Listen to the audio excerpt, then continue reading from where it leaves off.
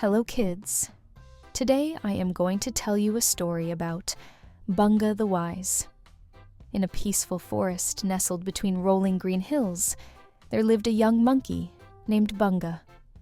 Bunga wasn't the fastest, strongest, or loudest animal in the forest, but he was certainly the wisest. While the other animals loved racing, jumping, or swinging through trees, Bunga loved to read, think, and ask questions. Every morning, Bunga would climb to the tallest tree, open his favorite book, and watch the sunrise as he read. The other animals often teased him. "Books can't help you climb trees," laughed the squirrels. "They won't help you win races," chuckled the cheetahs. But Bunga just smiled and kept on learning. One day, the forest faced a big problem. The river, which gave all the animals water to drink, had suddenly stopped flowing. The fish were gasping, the trees were wilting, and all the animals gathered in worry. "We need to dig a new river," shouted the elephants. "No, we should build a dam," suggested the beavers. "Let's all just move to another forest," cried the deer. But Bunga raised his hand. "Before we act, shouldn't we find out why the river stopped flowing?" The animals paused. That was a good question. "All right, Bunga," said the lion, the king of the forest. "You go investigate.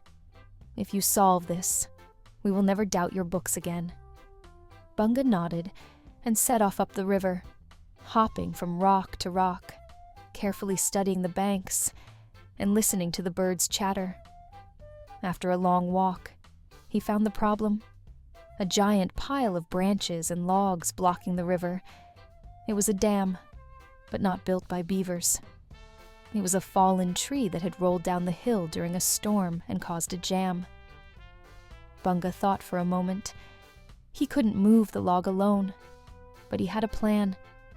He hurried back and told the animals, "The river is blocked by a fallen tree. If we all work together, elephants to push, beavers to chew, and birds to guide, we can clear it and get our water back." The animals agreed and followed Bunga. Working together, they pulled, pushed, chewed, and tugged. The big log finally rolled away, and the river burst through with a joyful splash. Cheers echoed through the forest. Water flowed again, the trees drank deeply, and the fish danced in delight. That night, the animals gathered around Bunga and cheered. The lion stepped forward. "Today, we learned that wisdom is just as important as strength or speed. From now on, we shall call you Bunga the Wise." Bunga blushed. "I'm just happy I could help. Remember, sometimes the best answer isn't the loudest or the fastest. It's the one that thinks before it acts." From that day on, the animals visited Bunga whenever they had questions. And though he still read his books in the tallest tree, now he was never alone. Little by little, the whole forest learned that wisdom, kindness, and teamwork could solve even the trickiest of problems. And Bunga?